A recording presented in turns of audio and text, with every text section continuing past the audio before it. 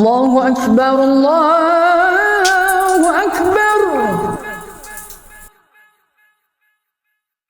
أشهد أن لا إله إلا الله.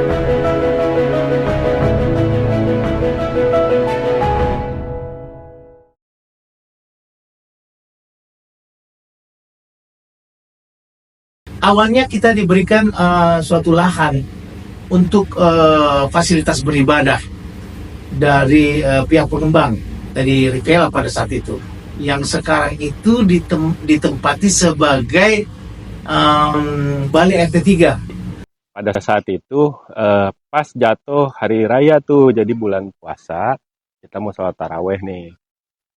Nggak ada tempat kan, jadi waktu itu teman-teman yang udah ada di sini, yang udah menetap atau yang baru-baru awal masih perbaikan rumah tuh, akhirnya udah kita sholat tarawihnya di ruko. Pada saat itu di ruko depan tuh, kita ngumpul di ruko. Terus pernah juga di rumah warga. Nah, mulai dari situ tuh ada pembicaraan tuh, wah ini kayaknya makin lama makin banyak warga perlu masjid.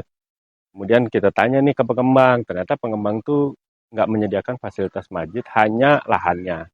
Sehingga kita mengambil suatu inisiatif bahwa kita memilih tempat yang sekarang kita tempati ini. Ini tempatnya dulu adalah fasilitas umum, fasilitas sosial, PASUM dan PASOS. Namun tidak langsung bisa kita bangun. Kenapa? Karena tempat ini dulu jurang gitu loh. Dan tempat ini penuh dengan sampah, bekas berangkal, bekas bangunan.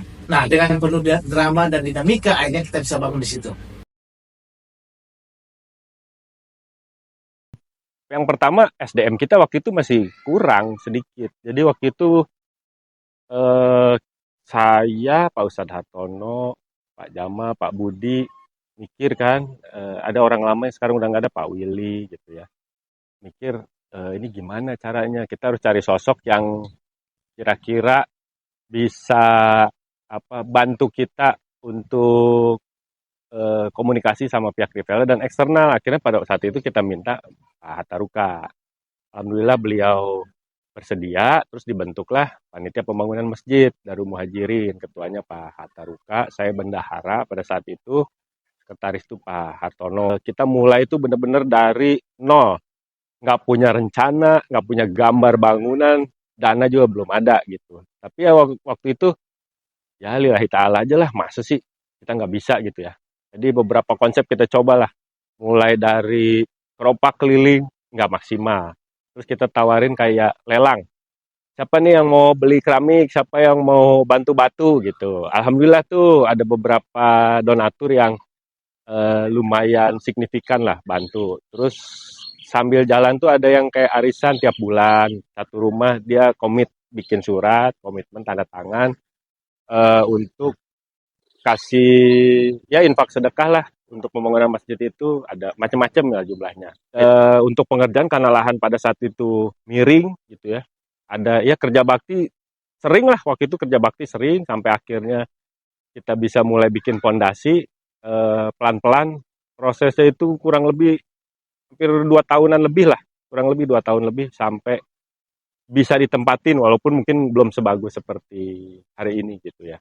Nama dari Darul Muhajirin ini, bagaimana sampai kami bisa mendapatkan nama Darul Muhajirin? Darul Muhajirin ini sebenarnya kan dari arti harfiahnya, Darul itu berarti kan tempat atau rumah, tempat berkumpulnya. Muhajirin kita artikan secara harfiah adalah orang-orang yang berhijrah. Nah, pada saat itu kami warga muslim di awal-awal berdirinya BPR ini adalah orang-orang yang berhijrah. Dari yang dulu rumahnya kontrak, sekarang punya rumah. Dari dulu orang yang tidak punya rumah, sekarang punya rumah. Awalnya dari situ saja. Ya harapan saya sih pribadi ya, mungkin sejalan sama harapan jamaah yang lain ya. Ini kan kita udah dikasih kepercayaan lah, dapat tanah wakaf gitu ya. Harusnya sih bisa segera dimanfaatkan gitu ya.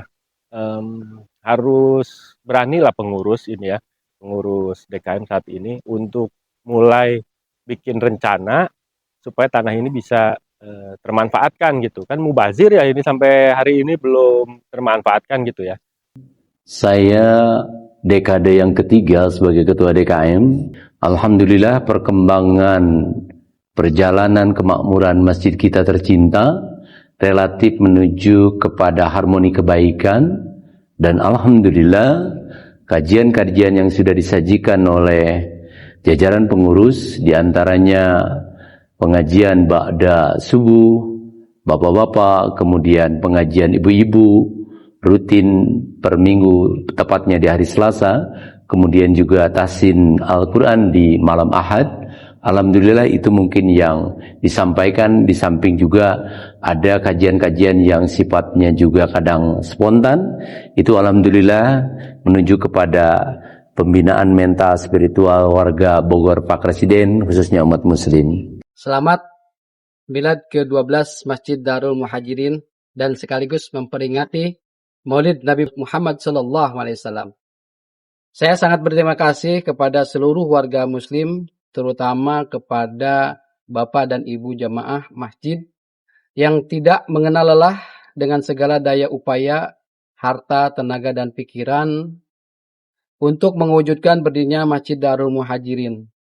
Mudah-mudahan ke depan ini dengan terbentuknya insya Allah panitia dari DKM di bawah pimpinan Pak Ustadz Haji Jalul Amin dan stafnya nanti akan merealisasikan pembuatan TPA, Taman Pendidikan Al-Quran.